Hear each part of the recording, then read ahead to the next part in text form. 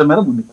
Right, okay. Manikyalarao గారు, ఇదండి ఒకవేళ మీరు కానీ అరెస్ట్ చేస్తే, మీరు కాదు పోనీ సిబిఐ ఇంకోటో ఇప్పుడు మీరు ప్రభుత్వం అధికారంలో ఉండగా జగన్మోహన్ రెడ్డి గారు కానీ అరెస్ట్ అయితే విజయమ్మ గారు ఎంట్రీ ఇస్తారట. విజయమ్మ గారు ఎంట్రీ ఇచ్చారంటే ఆయన ఎంత సక్సెస్ఫుల్గా ఆవిడ నడుపుతారు అన్నది నరేంద్ర గారు చెప్పారు.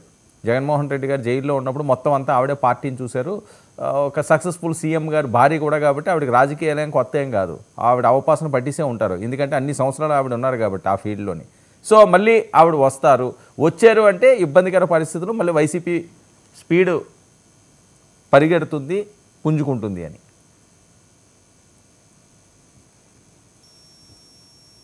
మాణిక్యాలరావు గారు,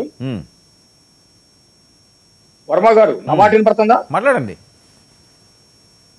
వర్మ గారు నా మాట వినపడుతుందా? వినపడుతుందండి, వినపడుతుంది, మాట్లాడండి. ఇప్పుడు వైసీపీ ప్రతినిధి మాట్లాడేటప్పుడు మేము విన్నాం. చేతకాక కాదు, వాళ్ళు కూడా వినమానండి. ఏదో మీరు అడిగిన ప్రశ్నకి నేను జవాబు చెప్తాను. ఈ అన్ని కథలు, పెట్ట కథలు చెప్పి, క్రైమ్ కథలు చెప్పి, కుటుంబ క్రైమ్ కథా చిత్రాలు చెప్పి ఇవన్నీ రాష్ట్ర ప్రజలు చూసేసారు. ఈయన వెళ్ళి చూసి వచ్చినట్టు చెబుతున్నాడు.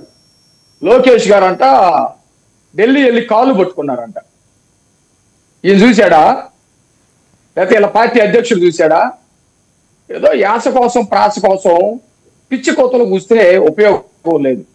తప్పుడు కేసులో దాదాపు 40 సంవత్సరాల పాటు పోలీస్ స్టేషన్ గడప తొక్కని నాయకుడు చంద్రబాబు నాయుడు గారు తప్పుడు కేసులు పెట్టి కనీసం ఎఫ్ఐఆర్ లో పేరు కూడా లేకుండా ముందు అరెస్ట్ చేసి తీసుకెళ్తే ఆయన అరెస్ట్ తోటి రాష్ట్రం కాదు, భారతదేశం కాదు, ప్రపంచం మొత్తం వచ్చి నిరసన వ్యక్తం చేసినటువంటి పరిస్థితి ఉంది. అలాంటి గొప్ప నాయకుడు ఎన్టీఆర్ కుటుంబాన్ని మోసం చేశాడు. పాతలు ఇలా రాతలు, పిచ్చి రాతలు, ఈ ఒక విషపు పత్రికల రాతలు ఇక్కడ చెబితే ఊడినే ఓడలేడు.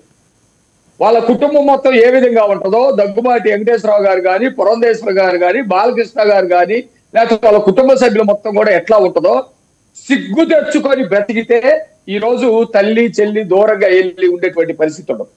నేనేదో సబ్జెక్ట్ మీద మాట్లాడదామని చెప్పేసి నన్ను మాట్లాడమన్నారని మాట్లాడాను. ఒంటరిగా పోటీ చేశాను. ఒంటరిగా పోటీ చేసేది ఏంటి, జంటగా పోటీ చేసేది ఏమన్నా ఎన్నికల చట్టంలో ఉందా?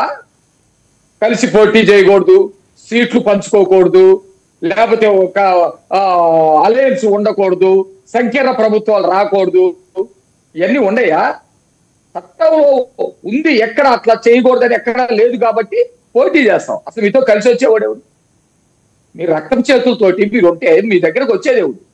మీరు అధికారంలోకి రావాలంటే ఎవరితో పార్టీ వీక్కున్నారు?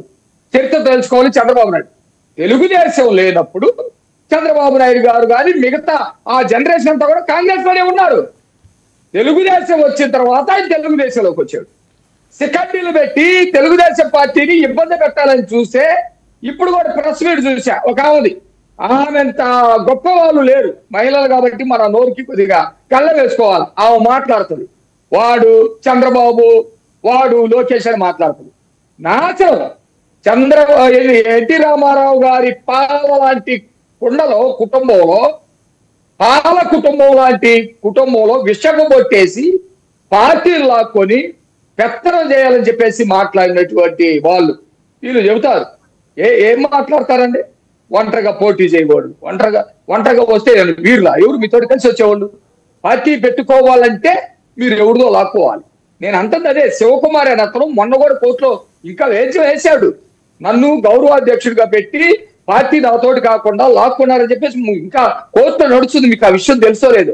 కానీ చంద్రబాబు నాయుడు గారు లక్ష్మీ పార్వతి నుంచి పార్టీని కాపాడుకున్న తర్వాత మళ్ళా 2-3 సార్లు ముఖ్యమంత్రి అయ్యాడు. అది ప్రజలు మెచ్చిన నాయకుడు అంటే. ఓకే, రాజకీయాల్లోకి రావాలనుకుంటే తండ్రి మరణాన్ని అడ్డం పెట్టుకున్నారు. అదే మా నాన్న రిలయన్స్ వాళ్ళు చంపారు అని చెప్పేసి రిలయన్స్ ఆస్తుల మీద దాడులు చేపించారు. ఆ రిలయన్స్ వాళ్ళని తీసుకొచ్చి నత్వానికి రెడ్ కార్పెట్ వేసి బ్రహ్మాండంగా మా బాబుని చంపేశారని పెట్టుకున్నారు. అధికారం సీట్లు రావాలనుకుంటే ఒక్క నిమిషం అండి, వాళ్ళు మాట్లాడినప్పుడు మీరు కూడా ఎంతో టైం ఇచ్చారు. బాబాయ్ ఎవరు చెప్పారు? చంద్రబాబు నాయుడు గారు చేతుల్లో కత్తి పెడతారా? తర్వాత ఏం జరిగింది? అవినాష్ రెడ్డి పాత్ర ఏంది? దస్తగిరి పాత్ర ఏంది? జగన్మోహన్ రెడ్డి పాత్ర ఏంది, భారతి గారి పాత్ర ఏంది, ఇంకొకరి పాత్ర ఏంది, పొంకాలుగా రాష్ట్రం మొత్తం తెలిసింది. మీరు పార్టీ పెట్టాలంటే తండ్రి చావాలి, అధికారంలోకి రావాలంటే బాబాయ్ చావాలి. అప్పుడు కానీ మీరు రారు. మీరు అధికారం కోల్పోయిన తర్వాత మళ్ళీ ప్రజల్లోకి వెళ్ళాలంటే జనం చావాలి. అదంట ప్రమాదానికి లేకపోతే ఒక దుర్ఘటనకి వీటికి తేడా తెలీదా వీళ్ళకి? అలా కాదండి, వీళ్ళకి తేడా తెలీదా?